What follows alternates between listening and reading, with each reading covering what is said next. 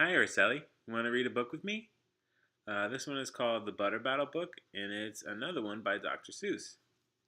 This is my favorite Dr. Seuss book that there is. Okay? It's a really important book, actually. And I hope you can forgive me. I do not feel too good, but I still wanted to read to you. Okay? Alright, so this is The Butter Battle Book by Dr. Seuss. On the last day of summer, 10 hours before fall, my grandfather took me out to the wall.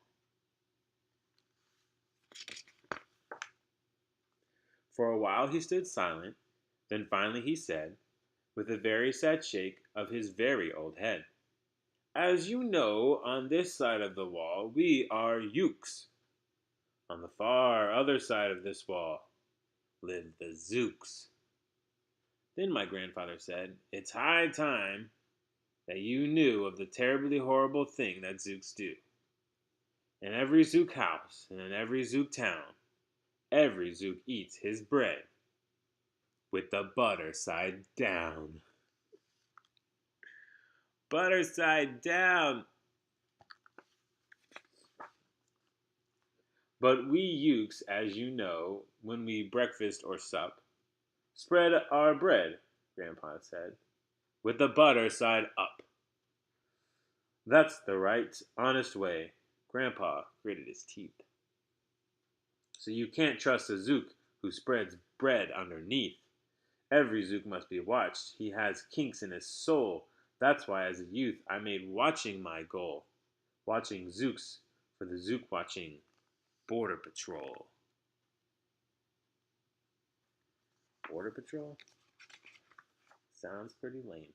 In those days, of course, the wall wasn't so high, and I could look at any Zook square in the eye. If he dared to come close, I could give him a twitch with my tough, tufted, prickly snickberry switch. Whoa, look at that switch. For a while, that worked fine. All the Zooks stayed away, and our country was safe. Then one terrible day, a very rude Zook by the name of Van Itch snuck up and slingshotted my snickberry switch. That Van Itch. With my broken off switch, with my head hung in shame, to the chief Ukaroo in great sorrow I came.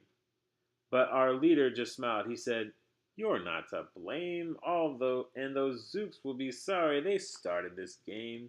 We'll dress you right up in a fancier suit. We'll give you a fancier slingshot to shoot." And he'd order the boys in the back room to figure how to build me some sort of triple sling jigger.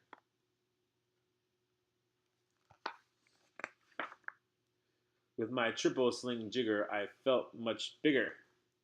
I marched to the wall with great vim and great vigor, right up to Van Itch with my hand on the trigger. "I'll have no more nonsense," I said with a frown, "from Zooks who eat bread with the butter side down." Van Itch looked quite sickly. He ran off quite quickly.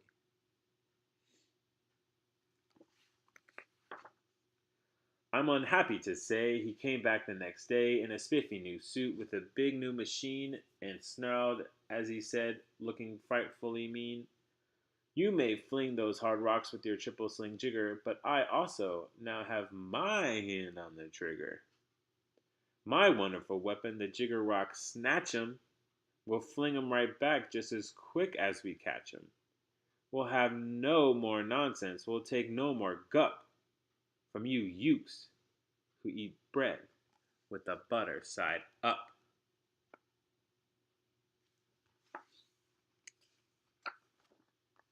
"I have failed, sir," I sobbed as I made my report to the chief Ukaroo in the headquarters fort. He just laughed.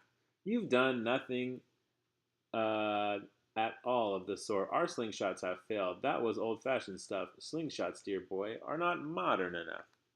All we need is some newfangled kind of gun. My boys in the back room have already begun to think of a walloping whiz-zinger one. My bright boys are thinking they're on the right track. They'll think up one quick, and we'll send you right back.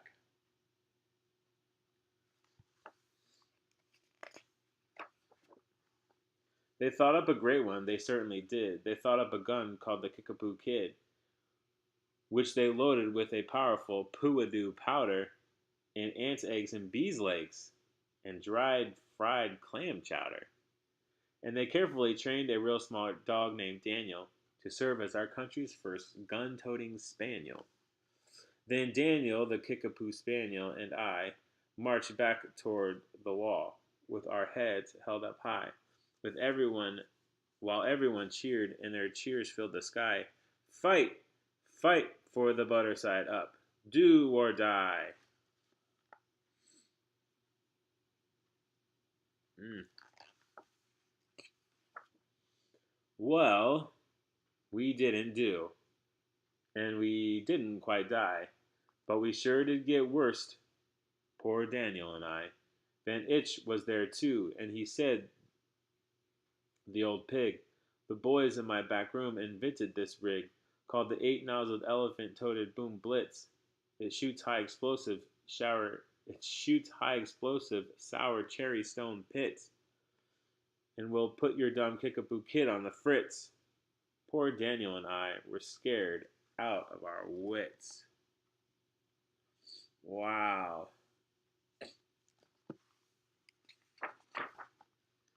Once more by Van Itch I was bested and beat. Once again I limped home from the wall in defeat. I dragged and I sagged, and my spirits were as low as I thought that they could ever go. When I heard a boom ba and a diddly dill, and our butter up band marched up over the hill. The chief Yugaroo had sent them to meet me, along with the right side up song girls to greet me. They sang, "Oh, be faithful, believe in thy butter," and they lifted my spirits right out of the gutter. Don't they look patriotic? My boy, smiled the chief Yukaroo, we've just voted and made you a general. You've been promoted. Your pretty new uniform ready. Your pretty new uniform's ready. Get in it. The big war is coming. You're going to begin it. And what's more, this time you're certain to win. My boys in the back room have finally found how. Just wait till you see what they've put up now. In their great new machine, you'll fly over the wall and clobber those butter down zooks once and for all.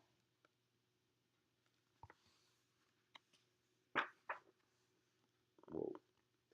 Those boys in the back room sure do know how to putter. They made me a thing called the utterly sputter, and I jumped aboard with my heart all aflutter and steered toward the land up the upside down butter.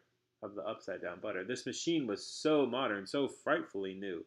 No one knew quite exactly just what it would do, but it had several faucets that sprinkled blue goo, which somehow would sprinkle the zooks as I flew and gum up that upside down butter they chew. Whoa, look at that. Looks dangerous.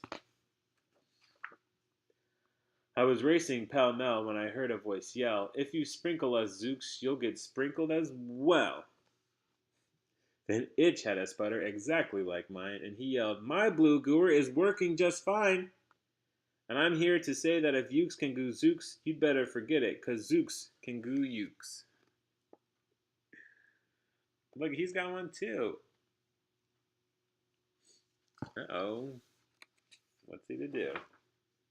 I flew right back home, and as you may have guessed, I was downright despondent, disturbed, and depressed. And I saw just as soon as I stepped back on land, so were all the girls from the Butter Up Band. The chief drum majorette, Miss Yuki and Sue, said, "That was a pretty sour flight that you flew, and the chief Yukaroo has been looking for you." Uh-oh, they're all sad. I raced to his office. The place was a sight. "Have no fear," said the chief. "Everything is all right. My bright back room boys have been better than bright. They've thought up a gadget that's newer than new. It's filled with mysterious moo like a moo.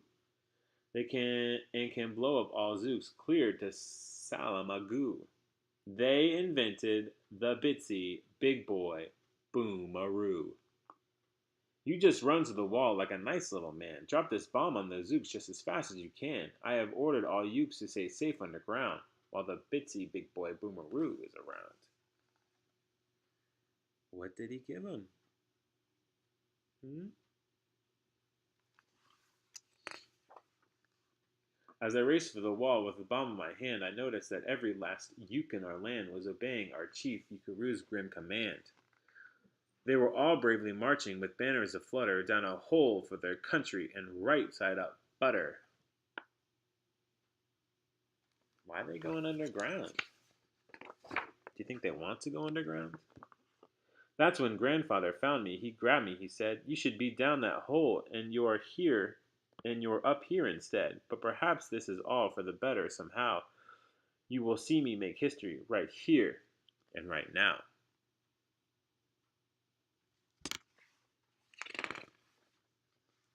Grandpa leapt up that wall with a lapalus leap. He cleared his throat with a bopulous beep.